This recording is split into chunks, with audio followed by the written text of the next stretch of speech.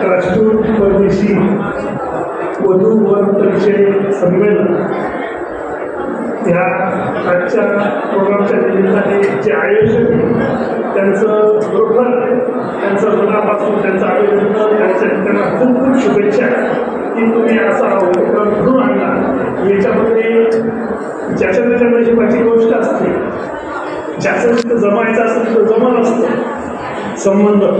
आणि एक इथं मुलांची संख्या म्हणजे वडीलधारी मंडळींची संख्या असते, मुलांची संख्या कमी म्हणजे ते सकाळी होते आता नाही। पण मी जसं माणसाला आपण म्हणतो की माझे पांढरे केस आशेने झाले आठवले झाले असं आपण म्हणत असतो म्हण, तसं माणूस जीवनामध्ये येऊन सोयरी संबंध जमवत असताना मी असे बरेचसे नोकरीवाले व्यक्ती पाहतो तर ते जीवनभर बिझी असतात, नोकरी करतात, पण त्यांना वेळच मिळत नाही का समाजात फिरावं, आपला मुलाकरता मुलगी पाहावी किंवा मुलीकरता मुलगा पाहावा असं त्यांना वेळ मिळत नाही। आणि जेव्हा त्यांची शेवटची स्टेप येते की चला मग ह्या वर्षी करायचं, पुढच्या वर्षी आता करायचं 6 महिन्यामध्ये, मग त्यांना योग्य ते ठिकाण, योग्य ते समोरचा व्यक्ती आणि मग त्यांचं कॉन्टॅक्ट नसतो, तो बिझी असतो जीवनभर। तर नोकरीवाल्यांनी असो का शेती करणारा व्यक्ती असो का कुठल्याही व्यक्ती असो, काही लोक असे असतात की मुलगा मुलगी 5 वर्षाचे झाले तेव्हापासून त्यांचा संबंध असतो, या घरची मुलगी करायची असे संबंध ठेवणारे लोक मी पाहिले। आणि ते नोकरीत बिझी असतात आणि शेवटी येतात तर मग कुठला तरी संबंध करतात आणि नाशिकला राहणारा, मुंबईला राहणारा, लांब राहणारा समाजात फिरत नाही। तर ज्याच्या मुलं मुली असले त्यांनी समाजात फिरायला पाहिजे, समाजात भेटायला पाहिजे, काही लोकांना परिचय करायला पाहिजे। आणि हा बरोबर परिचयाचा जो मेळावा तुम्ही ठेवताय हे आपल्या खूप दिवसापासून जास्त दिवसापासून चालू पाहिजे होता, पण तरी वेळ व्हायला आपण कमी प्रमाणात करतोय। कारण की मुला मुलींचा आता मी पाहिलं ती ताई शिक्षिका होती आपली जळगावच्या कडची, ती मुलींनी परिचय दिला आणि डॉक्टर आहे मुलगी, आणि मुलगी डॉक्टर असताना तिचा परिचय दिला, तिची त्यांनी मनातली भावना सांगितली का मला अशा पद्धतीचा मुलगा पाहिजे, अशा पद्धतीचं हे पाहिजे। तर आपोआप इथं परिचय होतो आणि याचा अर्थ इथंच संबंध जमतो असं नाही, पण हे इथंच आजचं आपण एखाद्या व्यक्तीला भेटलो तो व्यक्ती कुठं काम करू शकतो, कुठं संबंध जमू शकतं ते सांगता येत नाही, ते नशिबाची गोष्ट असते। आणि मुला मुलींना आता तुम्ही इंस्टाग्रामवर पाहतो, पहिले तरी मुलं जायची मुली पाहिला, आता मुलगी यायला लागली तरी मुलाचं घर पाहिला। आणि का पाहू नये, नंतर पूर्ण जीवनभर त्या मुलीवाल्याच्या मुलाच्या घरी राहायचंय। आणि मुलीने जर पहिले पाहिलं घर तर त्याच्यात वाईट वाटायला नको, कोणी वाटायला नको, हुंड्याची पद्धत सुद्धा कमी व्हायला पाहिजे।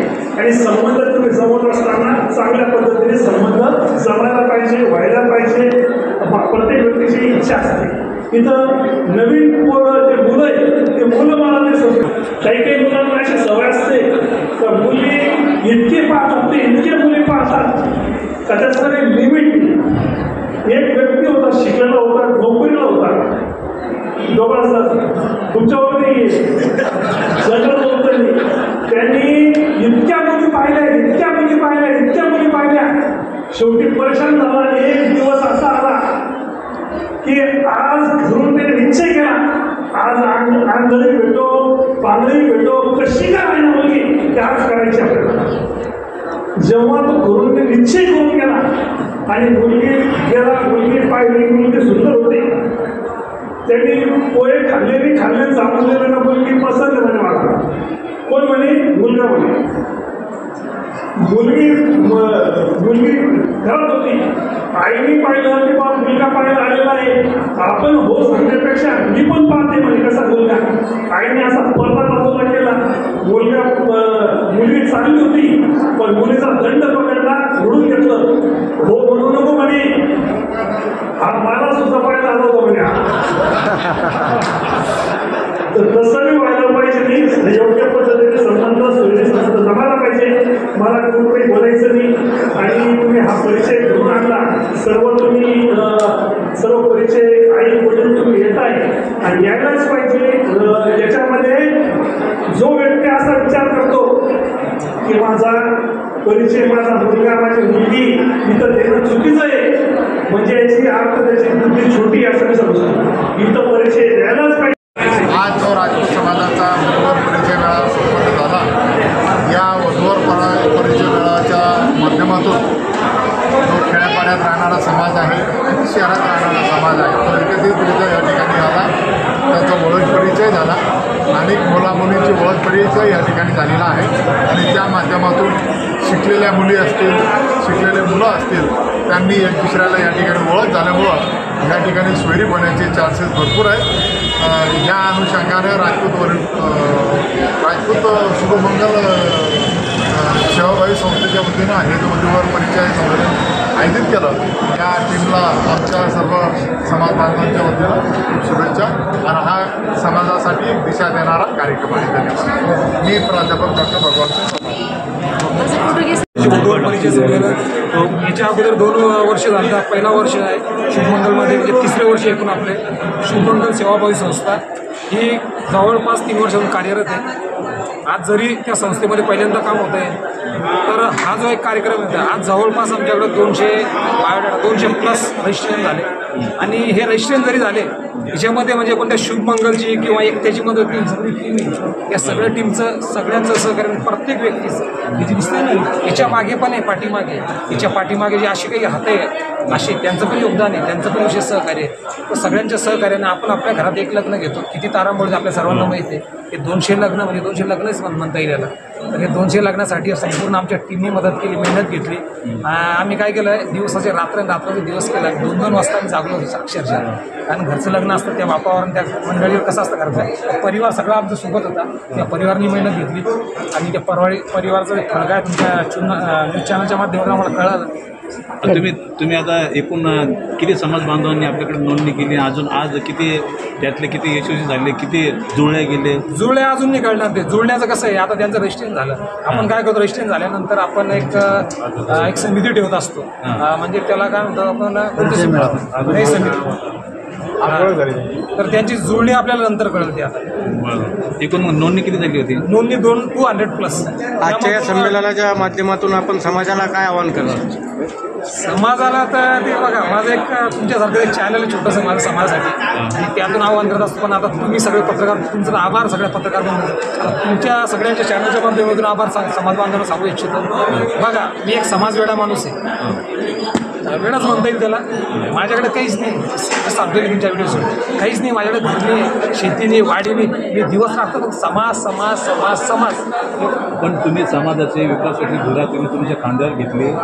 अजून नवोदितचे मुलं मुली लग्नाला आलेले आहेत, तर त्याच्यामध्ये किती विद्यार्थी कोणत्या पोस्टवर आतापर्यंत शिकलेले आहे? मुलामध्ये किती आहे, मुलीमध्ये किती आहे, कोणत्या पोस्टवर ते आता बघा, डॉक्टर जवळपास MBBS BH MS असे सगळे मिळून आमच्याकडे 15+ डॉक्टर त्यांची रजिस्ट्रेशन झाले. IT इंजिनियर जवळपास 35-40. त्याच्यानंतर गव्हर्नमेंट जॉब आले 7-8. त्याच्यानंतर उद्योजक, प्रायव्हेट सेक्टर असे जवळपास असे सगळे मिळून, आणि शेतकरी आणि काही विदेश. जे विदेशमध्ये आपले हजर नव्हते त्यांचा आपण लाईव्ह घेतला. त्यांचे विदेशातून 1 कोटी पॅकेज, 2 कोटी पॅकेज, 1.5 कोटी पॅकेज तुम्ही बघितलं आपण लाईव्हमध्ये. लाईव्ह कार्यक्रम ठेवला आपण, तर ते पण जुळले. तर मग त्यांच्या पालकांनी कसे समाधान व्यक्त केले? आता ते आम्ही ते सजेशन बॉक्स ठेवलं आहे. सजेशन बॉक्समध्ये म्हणजे त्यांनी म्हणजे आम्हाला शब्दच नाही, त्यांनी शब्दाचे भार दिलेले त्यांनी. तुम्ही समाजासाठी झोकून दिलेलं आहे, समाज तुम्हाला त्या बदल्यात हे देतो का, रिटर्न देतो का? हो, 100%. विचारा नाही, समाजच हे म्हणजे समाजच आहे. आता हे समाजच आहे. आज टोटल किती नोंदणी झाली? 200+, 200+. आज कोणकोणते प्रमुख पाहुणे प्रमुख पाहुणे आपले उदागी आयुक्त खुशालसिंग मोरवाळ साहेब, त्याच्यानंतर उपायुक्त, त्याच्यानंतर जे वैजापूरचे CEO भागवत भिवकर साहेब ते होते, त्याच्या डॉक्टर जीवन राजपूत, त्याच्यानंतर जे माजी आमदार आहे कन्नडचे उदयसिंग राजपूत ते होते, मुंबईचे ॲडव्होकेट आपले शांतीराम राजपूत ते होते. असे सर्वच होते. सुदामसिंग परदेशी, म्हणजे नाव घेता येणार एवढे होते तुम्हाला. पोलीस आपले PI मॅडम पण होते, सिटी चौकच्या पारोल मॅडम. समाजासाठी मी सतत 25 वर्षापासून काम करते. असेच वर्षभर समाजाचे भरपूर कार्यक्रम होत असतात. त्यातला हा एक महत्त्वाचा म्हणजे परिचय मेळावा, जो ह्याचा 3रा वर्ष आहे. आणि आम्ही यशस्वीरित्या आतापर्यंत 120 लग्न जुळवले. आतापर्यंत आमचा अनुभव जो आला आहे तो चांगलाच आला, हेही आम्हाला चांगलंच अनुभव. हे सगळं काम आम्ही टीमवर्कमध्ये करतो, सगळ्याला डिवायजेशन करतो. कोणी कोणतं काम करायचं ठरवून दिलेलं असतं तोच काम करतो आणि काम यशस्वीरित्या पार पाडतो. ह्यामागे आजपर्यंतचा जो काही विचार आहे तो मंगलभाऊमुळे पुढे आलेला आहे. बाकीचे जे आहे टीमवर्कमध्ये ज्याचा त्याचा विचार इथे मांडला जातो आणि सगळ्यांच्या विचारातून एक मोठा कार्यक्रम चांगला यशस्वीरित्या पार पाडतो. यापुढेही आम्ही अजून कार्यक्रम घ्यायचा प्रयत्न करतो. जानेवारी महिन्यामध्ये महिलांचा एक हळदीकुंकवाचा कार्यक्रम स्पेशली महिलांचा घ्यायचा विचार करतोय.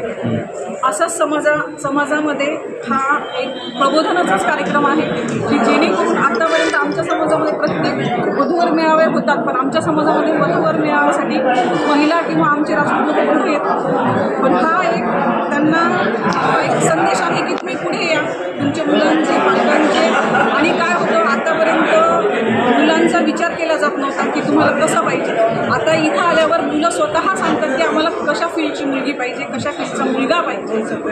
मुलीचे पालक नेहमी अपेक्षा करतात की माझ्या मुलीला सरकारी नवरा मिळावा. तर याबाबत तुमचं काय म्हणतं, तुम्ही मुलींना काय आवाहन करणार याबाबत? नाही, आतापर्यंत तुम्ही परिचयामध्ये होते नव्हते माहीत नाही, मुलींनी असंही काही हे केले. मला समजून घेणारा पाहिजे, निर्व्यसनी पाहिजे आणि कुठल्याही फील्डचा असला तरी चालतो, पण त्यांनी म्हणजे तो स्वतः जर नोकरी करणारा असेल तर मलाही नोकरी करू द्यावी हीच त्यांनी अपेक्षा ठेवली, बाकी कसलीही अपेक्षा ठेवली नाही. काही समाजामध्ये मला नवरा हा नोकरीवालाच पाहिजे, शेतकरी लागणार नाही. आपल्या समाजामध्ये याची काही भावना उमटली का याच्यामध्ये? बहुतेक करून 50% म्हणलं ते बऱ्याच लोकांची हीच अपेक्षा असते की माझी मुलगी जर शिकलेली आहे, माझी मुलगी जर नोकरी करते त्याला नोकरीवालाच अपेक्षा पाहिजे. पण असं काही नाही आहे. प्रगतशील शेतकरी शिकलेले सुद्धा रिटायरमेंट घेऊन शेती करतायत. काही पालक म्हणतात, त्यांचे मुली म्हणतात की शेतकरी पाहिजे पण मी शेतात जाणार नाही. याबाबत तुमचं काय? बऱ्याच जणी असं आहे. आता आम्ही शेतकऱ्यांचीच पत्नी झालेलो, पण आम्ही शेतात जातो. आता शेती कोणीच करत नाही. आधुनिक शेती तर झालीच आहे, पण शेती जाणे म्हणजे स्वतः खुरपणी करणे नाही, फक्त मजुरांच्या मागे उभं राहणे ह्याला शेती म्हणतात. आणि तेवढं तर आम्ही करू शकतो कोणी पण. या वधूवर परिचय मेळाव्याच्या निमित्ताने समाजामध्ये मुलींचं शिक्षणाचं प्रमाण वाढलं आहे का?